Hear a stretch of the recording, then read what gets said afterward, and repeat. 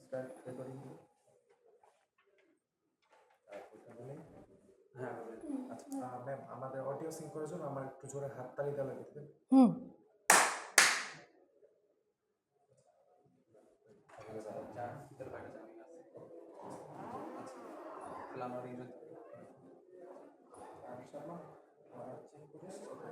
হয় নাকি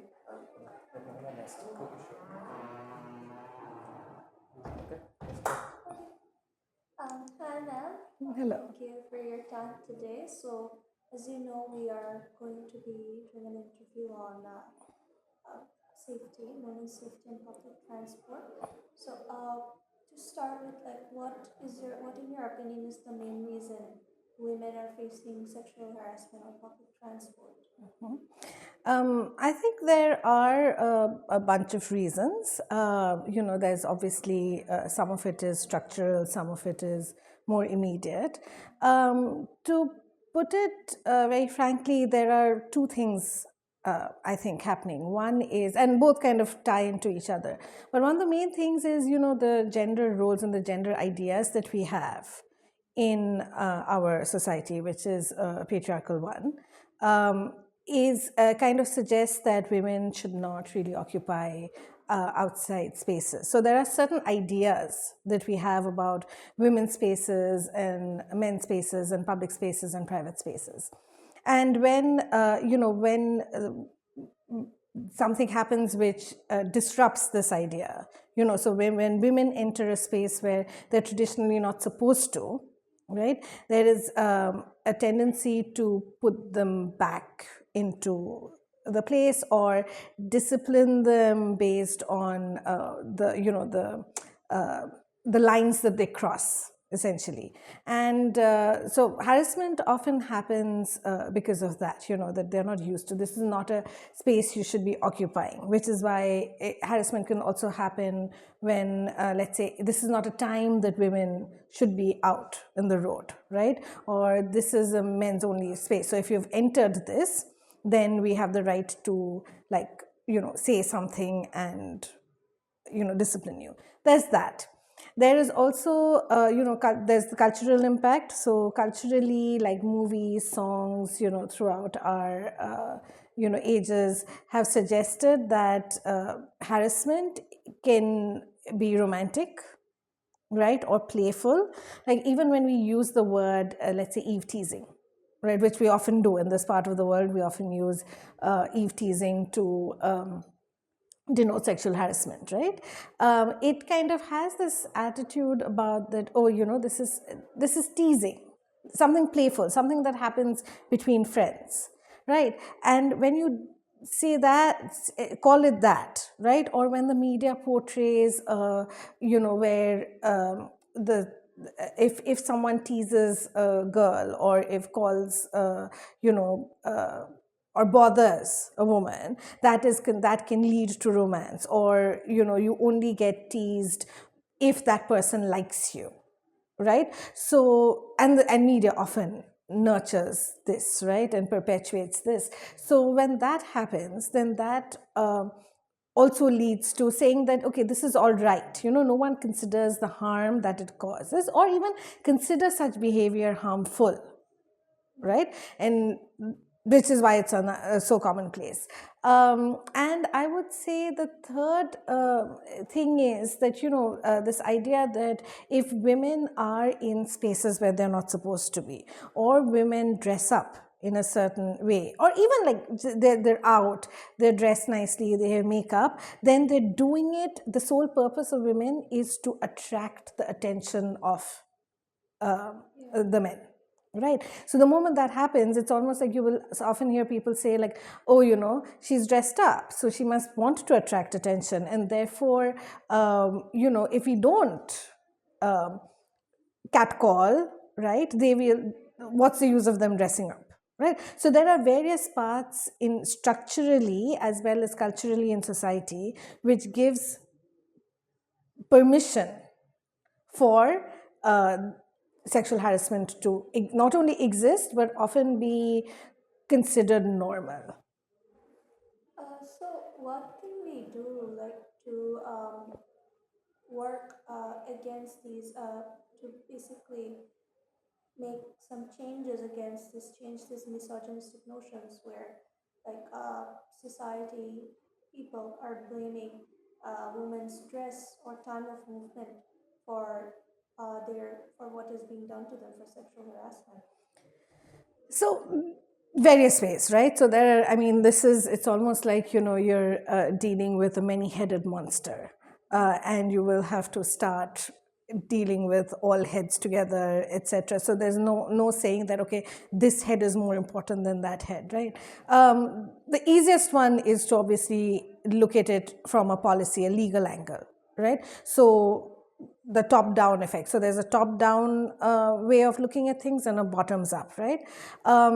And both are, I think, equally important. If both, just a top-down way of dealing with it will not ever change mindset, and just grassroots without any kind of legislature will not really be that effective, right? So for a full-fledged effectiveness, you have to attack this on various levels, and both short-term and long-term. So one is, of course, legislature, right, where you bring in laws or fines or policies which communicate, whether it's through punishment, through more wide-scale required education, but basically that communicates to the population of the society that this is a harmful practice, and it should be a practice that should be brought into notice, right? So that's one step. If you are, and then let's go to the bottommost, right, where if you are going to work on awareness, right, of everyone thinking that this is harmful. So again, the idea is that no one perpetuates this knowing that they're causing harm intentionally. Or perhaps that's a wishful thinking, that no one really wants to intentionally cause harm, right? So if you bring about awareness of what the consequences of such action are, right? And that can happen through education institution, that can happen through peer group training, it can happen at different stages, right? It's like whether the family, if you hear it from the family that this is a practice which is not done, right? Women are, and here you have to break down certain gender narratives. I think that's one of the main things, right? You have to break down the narrative that women only belong to certain spaces. You have to break down the narrative of women dress, the sole purpose of women is to attract a man. You have to break down the narrative that it's the women's, the reason why a woman is asking to be harassed, right? She's desiring this. So there are many narratives which needs to be broken. In the center of it, I also see, which is a problem, in today's world, is where women are often seen as objects, right? The objectification of women. And that, if you kind of go back and you see this idea of women are as objects, perpetuates in so many ways, right? Whether we are thinking of even something as little as in a wedding, the father gives away the bride, right? So women as property of men, right? The moment you kind of stop thinking of women as property as men and think of women as people who have agencies, right? So if you can change that mindset, a lot of this will follow, right? That women, but on also a very basic level, also breaking down the notion that harassment only happens to women who are dressed in a certain way, right? Because as we know, and research have shown, that it doesn't matter. The age doesn't matter, the marital status doesn't matter, whether the woman looks at the man or does not look at the man doesn't matter, how she's dressed doesn't matter. There's enough examples to show that sexual violence and harassment happens to all sizes, classes, whatever educational status of women. And not only women, there are also men who face it if they break the lines of what traditional masculinity is, right? So the moment you are not considered, so what almost the harassment is invited is for that a form of femininity, right? And then it's all right. So to break that, you will need education at a grassroots level. And when I say education, I don't mean education through just schools and colleges, right? But in different aspects, in every group that, let's say, people are a part of, this should be discussed. Peer groups, I think peer groups, especially for growing, the adolescents, young adults, peer group training is so important, Yeah. right? Where you teach in a peer group that leadership means that you should be able to interrupt such conversations, right? You should be able to interrupt this behavior. Since you mentioned this about educational initiatives and from the conversations we've had with multiple women as well, their thoughts on it, family seems to come up very often in the answer that they play an important role in how the adolescents are going to grow up and perceive women and harassment, if it's going to happen or not. What would you like, what ways would you suggest or think that can work in educating even like families? Because oftentimes traditional people, especially older generations, they do not, they've grown up a certain way and it's hard for them to basically break these kind of norms within their family. How do we do that? I think, without completely breaking down the family structure, and you're right, I'm glad people have brought this up, because family is that first point of contact, right? This is where we learn a lot of how we are in society, and what we interrupt in society, etc. So it is a very, very crucial unit. One could also have conversations. I think different, like I said, different groups need to deal with different units differently, right? So if you have one group who say that, our job here is to go and train the youth, right? And hoping that the youth will go back to their families with these messages, right? And a part of that training could be for the youth to have conversations with the elders in their family. You, again, see, this also comes to the notion of how we think of family in South Asia, right? We think of families in South Asia where the elders decide. We don't culturally speak back to elders, right? That's a big no-no. But having said that, we also know that elders are not always right. We know that, right? So often we don't have the instruments to equip us on how to broach a topic, right? How I would broach this topic with my grandmother would be very different from how you would broach with that topic with your grandmother. But let's say a part of our training, right, is we are a part of this group which is training us and raising awareness on this, right? A responsibility of that group should be on how we communicate this to the people around us, because that's one way of spreading this, right? We could make sure that, let's say, if there is in the community, there's a community of elders, right? Education doesn't mean only just going and teaching young children or adolescents, right? Even adults can be part of awareness training, right? So a community of elders, let's say they're hanging out somewhere, right? There is a group which goes for a morning walk in a park, right? And this group goes and just talks to them about it, right? A lot of this is not saying that the people are opposed to thinking this way. That's often we go into this as if this is some kind of a battleground where they will oppose us, right? But this is kind of, a lot of times people are not even aware, or they say, okay, there is a problem, but we don't know what to do about it, right? So making them aware that this is a problem. And how would you feel, or did you not see this when you were growing up? See, so opening up the conversation and making them aware in a language they understand. I do not believe there's any there's any religion or culture which generally says that sexual harassment is the way to go. You'd be hard pressed to find it, and yet it does perpetuate in a way, in a culturally, right? So picking your battles, changing these small things, right? This is why I said there is the policy level.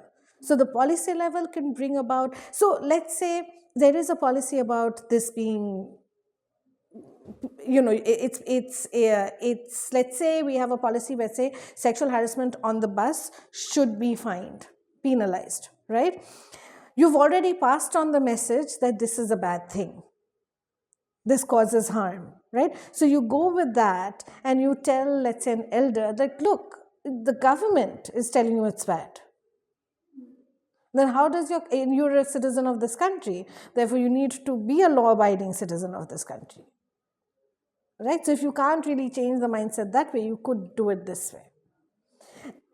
And then, of course, if media is responsible and it passes on in the media, like, how older generations see, let's say, serials, TV serials, etc., right? And in TV serials, constantly the message is, this is something which is not done. This is bad. Bad people do it. Then you're already creating a narration of this is a harmful practice, right? So there are various ways to kind of have this conversation. But I do not believe that it can't be changed. It's a long road, but it can. Just check the sound. Yes.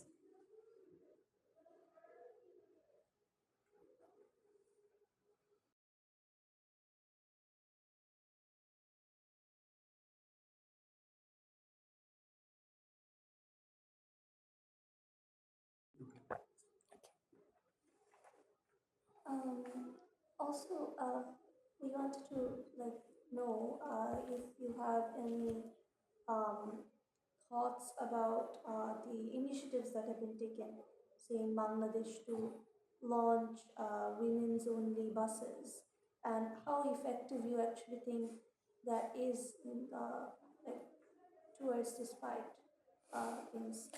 See, no initiative, big or small, can be worthless, right? Because the fact that a state has taken an initiative or a community has taken an initiative at the very beginning shows that that this is important, right? That it also communicates that there has been an assessment that this is a problem. And we agree as a society that this is a problem and something should be done about it, right? So, step in the right direction. But is it sufficient? No, right? So, this is where the long term and the short term comes in, right?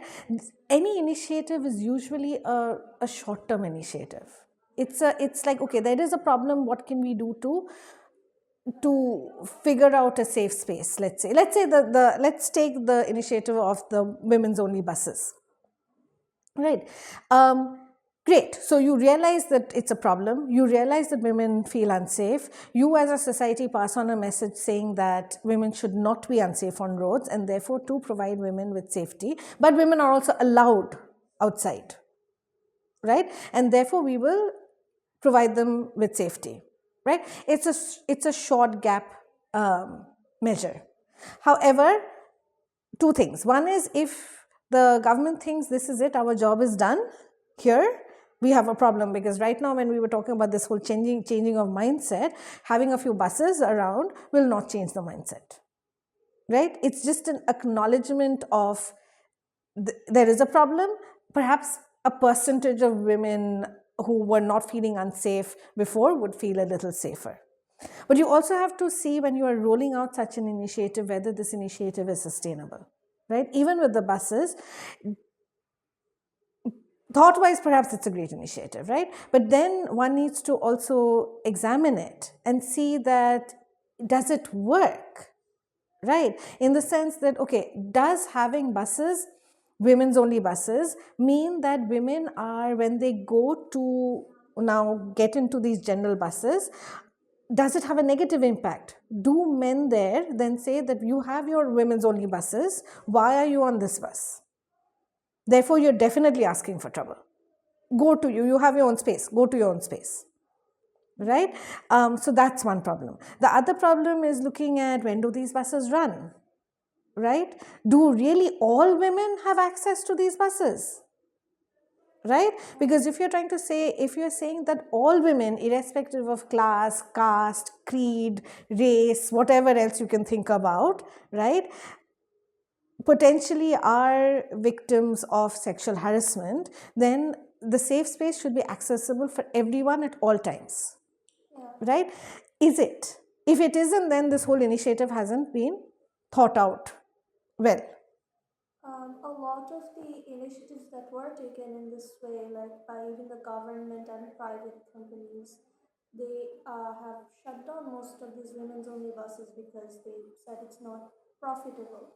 So can you say, like, what do you think, like, are the reasons behind the unsustainability of these women only buses? I think this is one of the main things is firstly, were the buses really for profit? I think we should examine that in the first place. Like, if you were thinking of it for profit, then you'd have to change a lot more things, right? But if you are going to make it sustainable, right? So one of the things every time you take when you take an initiative, right? One is obviously you answer those questions about what are you trying to do, why, how does it, kind of fulfill your aim, but you have to think about the long-term sustainability of it. So again, going back, if they stop with saying this is it, the buses and we are done. A company says we have the buses, we are done thinking about the safety of women. Or if the company then kind of doesn't change something like the working hours, right? And if they're done with that, then of course women won't use it. That means again we're going back to are the companies making these buses accessible to all women, right? If it was, then it would automatically be used. Why is it? And they need to look at it. Like, they can't just say, okay, fine, it's not working, we'll stop it. Go figure out why is it not working? Why are women hesitant in using these spaces? Right? Coming back, interestingly, I don't know if you are aware of it, a few months back in Calcutta, in West Bengal especially, but in Calcutta more as a focus, there was this whole thing about women's safety when after the RG Kaur, rape happened, right? And where a doctor who had just finished her night duty was raped in the hospital premises, right? So she wasn't doing anything that she was not supposed to be doing, right?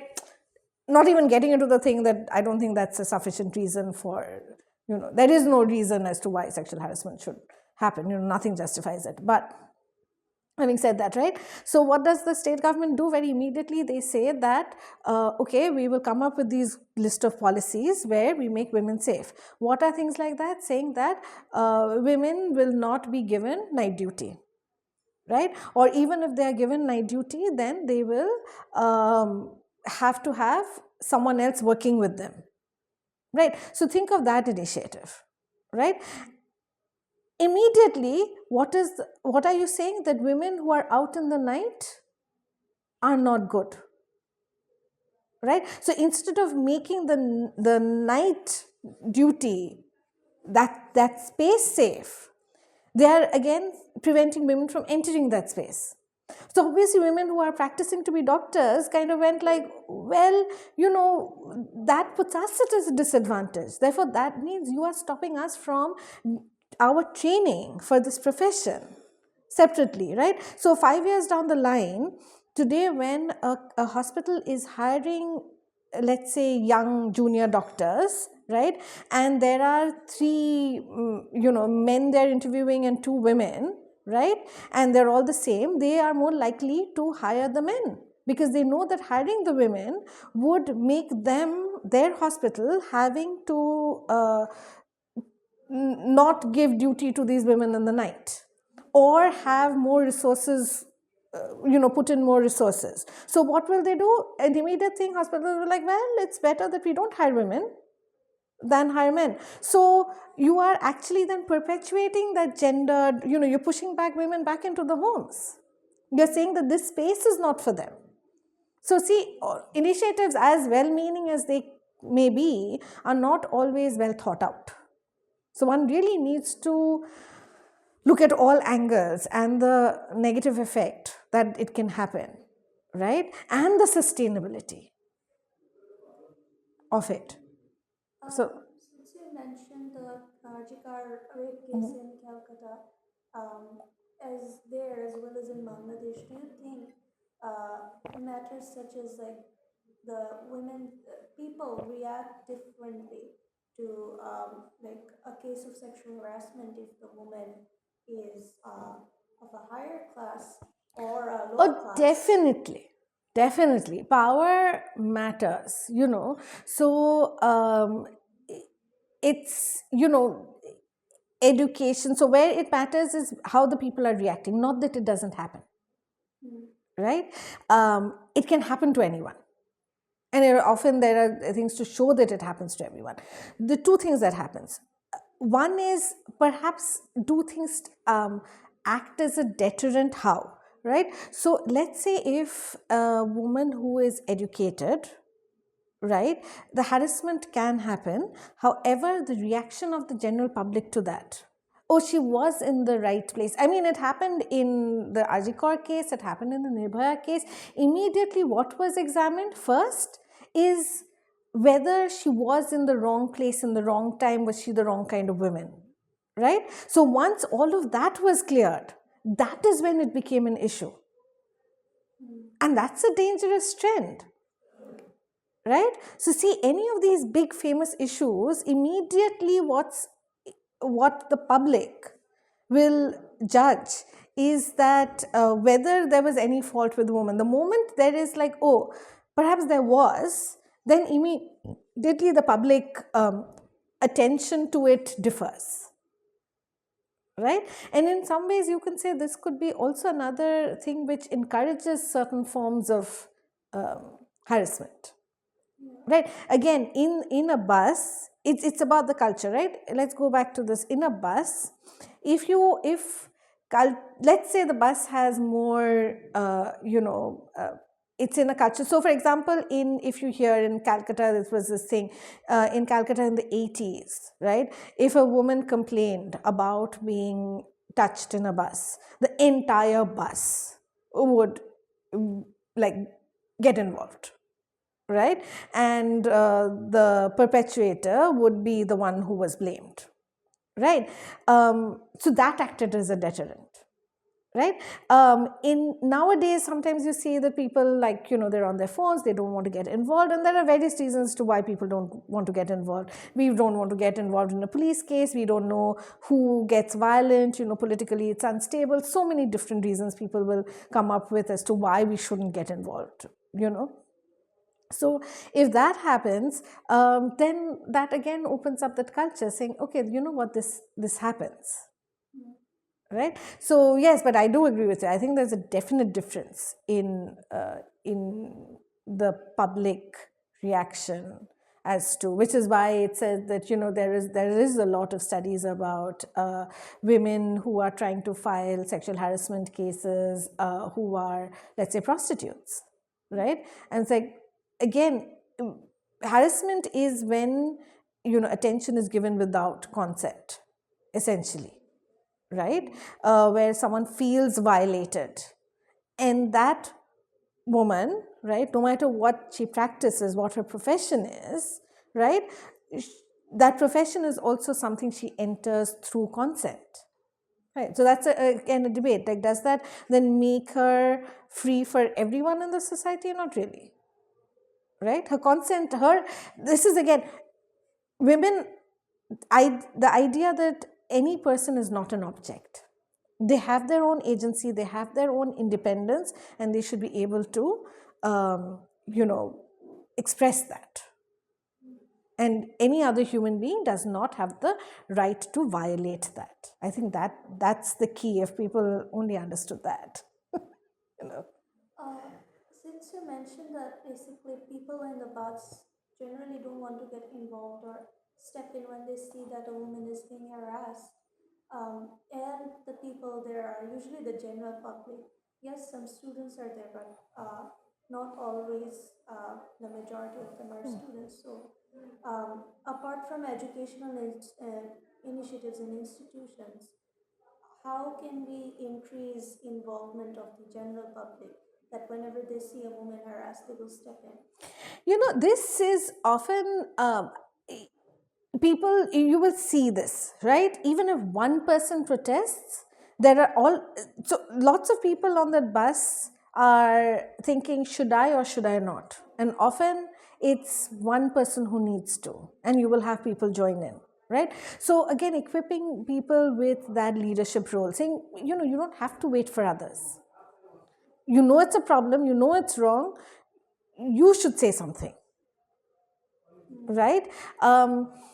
A lot of times you can have numbers, you know, safe phone numbers which work, which often in countries don't, right? But if you have direct dial numbers saying you can call this number and say, right, that this is happening.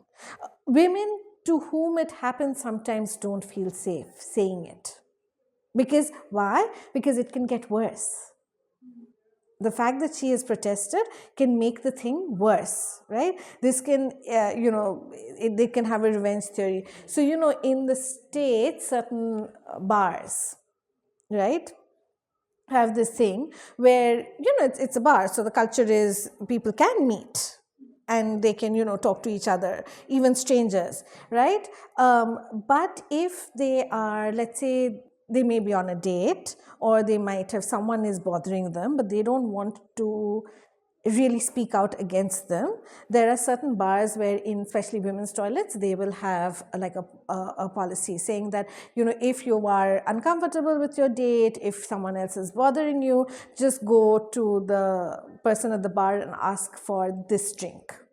It's like a code word. So you ask for that drink, and the bar, the people owning that will know that you're asking for help, right? So buses often have helpers and they have you know, drivers. So why not have thing where you give training to the helpers and the drivers, saying that, okay, if you see, if a woman comes or a passenger comes and tells you something like, you know, this is a code word, right? Like, oh, I want to get off at that station or at that juncture.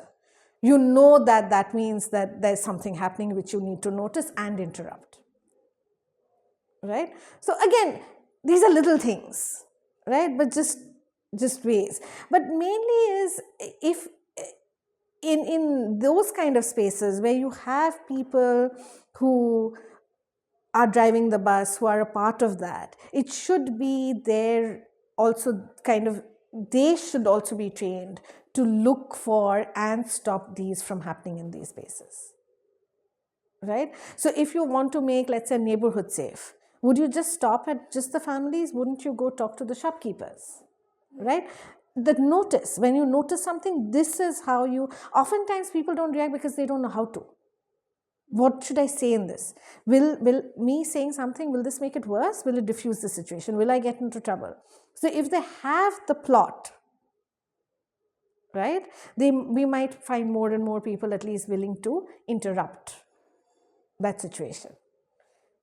So, realistically, in like Bangladesh or in Bangladesh, what are the most urgent like policy changes or that need to be fixed in relation to this to address gender-based harassment in public spaces? Where do I start? I honestly think some of the laws are there. I think there needs to be better execution of the laws and a lot of campaigning about it. Right. I think what Bangladesh would need right now is a lot of campaigning against sexual harassment. This is a very interesting month that you're doing it because, you know, no, this is December. Sorry, actually that's November, where you have these Orange Your Neighborhood campaigns, and I've had students who've done it. Right. You know, they've kind of dressed in orange, have orange ribbons, gone, and everyone in the community, they've handed an orange ribbon, right, and ask them to put it on, and that gets you that conversation as to why are we putting this on, and then you can begin this conversation, right? A lot of times people are just, you know, also busy with their lives. They don't even know where to start this conversation, right? So yes, government-led initiatives about starting the campaigns, starting the conversations, saying that look, these are the laws which exist, right? So more than at the policy level, I would say what is required right now is in the campaigning level, the dissemination of the information is what's required. Okay, and how do we make people, like the general public, more accepting of, say, campaigns and things like that? Because oftentimes, even towards outspoken women or feminists, there are a lot of negative sentiments that can be See, passed. immediately what, look at this, right? Immediately what the assumption is that women are doing this. We need the men too, right? Both women, men and women need to be a part of this. Everyone, anyone who kind of thinks this, right, needs to, because there are two different perspectives. This is as much, it's a man's problem as a woman's problem. Can you please discuss a little bit more on that? Yes. So, firstly, you have the very simple that, if 50% of the population is getting harmed for it, it doesn't mean that the other 50 will remain protected. We also know that it's not only women who get harassed by these ideas, right? Men also get harassed, and what's difficult sometimes is it's not recognized as a problem. So sometimes you will see that in cases of men feeling harassed, or even when rape happens, not that men can't get raped, right? When that happens, they have very few channels to go to, right? So the idea that this is without consent, any kind of violation of a human being is wrong, right? That's one. Secondly is, think about it this way. If you even think about it pure economic terms, right? If women they stop going to public spaces because they feel violated. Let's say out of the 100% of women in a population, even 25% of women don't go out because of sexual harassment, right? What does that mean? That means that these 25% could have been productive contributors to the society. So think about what that does to national productivity, right? So even pure economic term numbers, right, would make that keeping women away from these public spaces would harm the entire society and women economic loss. I'm not even getting into the social and the psychological issues, right? And like I said, like if we are going to, it's not sufficient to train women to say, okay, you need to speak up. It is, I mean, it's important, don't get me wrong. I am not saying that we should suddenly start ignoring the women. Women are very much a part of this, right? And they have always been a part of this. But it's also, what happens is when we focus with women's issues, is a huge part of the population, at least half, start thinking it's not their problem. And therefore they don't have to do anything about it. But they do, right? And they need to be a part of this and recognize that they're not doing it for their sister's sake or their mother's sake or their friend's sake. They're doing it for their own sake, right? Once you make that switch happen, you will see more people are invested in it. So, do you think this narrative is very, it can have negative effects where oftentimes, like, men tell other men that, no, don't do this, don't harass them, because you have a wife or you have a mother or sister. Think about how you would feel if something happened to them. Like, do you think this narrative helps? Because we often see that even the men who speak up. My point is, a lot of feminists will tell you no, it doesn't help, right? My point is, at least it's a start. See, my thing is, it's such, this is, of course, is a very private opinion. It's such a long, complicated battle trying to change mindset. I'm like, I'll take anything, with the recognition that that is not enough. Right. So can you question, let's say if that prevents a man from acting a certain way, saying, making him think about how his mother would feel, right? And you see there are some very beautiful campaigns of sexual harassment which actually portray that. I don't know if you've seen, there was an ad where this young boy is, I think, catcalling this woman who's walking down the street, and his mother notices it and comes and starts describing an incident that happened with her. And then this young man gets really like upset about it, and she's like, you're basically doing the same thing, right? So I often think is, explain in a language they will understand. The issue is to make them aware that this is a problem. So use whatever instruments you have to do that, right? But yes, the next step is, that would be a further step, is once you have someone who realizes that, saying like, don't be complacent in your realization. There's another few steps one needs to go. Also, this education shouldn't really, this is not really, the burden of explaining this shouldn't again fall on the women. Right. I feel like throughout these things, all of this burden is kind of, falling back on the women. They have a lot to do anyway. We go and we interrupt public spaces. We also try educated everyone. We are trying to battle all of this, right? So share the burden. Right. I think just, more leadership which recognizes this. And like on this note, can you think of any like examples from other countries where there have been initiatives taken by governments or grassroots organizations that have successfully minimized harassment or reduced it to some extent in public spaces? In the US, there is someone called Jackson Katz, and they work with men's leadership, right? So it's a group which works with men's leadership, talking about gender-based violence, right? Sports teams, right? So educating, because again, I'm talking about the US. In the US, certain sports are very masculine domains. And if you see a lot of rape, sexual harassment, it's complicated but happens because of, of that certain kind of masculinity.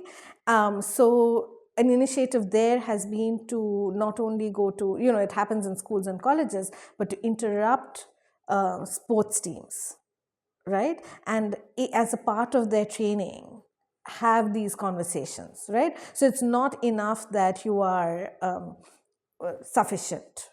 It's not sufficient that you are a good sports player. You're also a leader. You're a youth leader. What kind of a youth leader do you want to be? Right? So there, let's say in places like, media should be another one.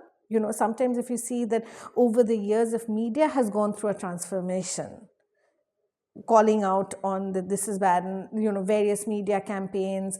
Media is again a for-profit thing, so if media has been held accountable and therefore has been cancelled, you will often see certain kind of people in what do you call celebrities, right, being cancelled because of something they've done, right? So sometimes when celebrities are cancelled because of violation of this kind of or sexual violence, right, which means that they are losing out on all the endorsements, they're losing out on contracts, right? That highlights again how this is a problem and how people will not accept this behavior, right? So these big sensational cases, as sensational as they are, has again their role to play. Do I think certain policies or certain things, even look at it this way, in Bangladesh, if you say that if it's come into the conversation, right, then one needs to see whether it has increased or decreased from before, right? So there's also research which needs to be done, seeing about how many cases. Sometimes you'll find, but but a lot of more cases, like we see that, okay, from 10 years back, there are a lot more cases now of, let's say, sexual harassment, right? Then one also questions whether people are more comfortable reporting them, which is then a move in the right direction, right? Whereas before, people would hesitate in reporting it or making a case out of it. Is the media more vigilant? So just the numbers don't tell us anything, right? I think what needs to be what's more important for me is, rather than seeing the sheer numbers increasing or decreasing, I would say, if today in any country, if you look at sexual harassment incidents, you will see that in most countries it has increased, right? But what would be interesting for me to see is the attitude towards sexual harassment. If one could do a research of whether there has been a changing attitude towards sexual harassment, that would, I think, give me a better answer of whether this problem is being dealt with in a right way. Ma'am, is there anything that you want to add that I haven't asked? I feel like you've done a good job in more or less, asking anything. I'm really glad that you all are doing this, right? I think this is, again, it seems like a small thing, but it's not. Every drop counts, essentially. Every drop. Yeah, thank you so much Thank for your you. time today. And it a recording. Zerico?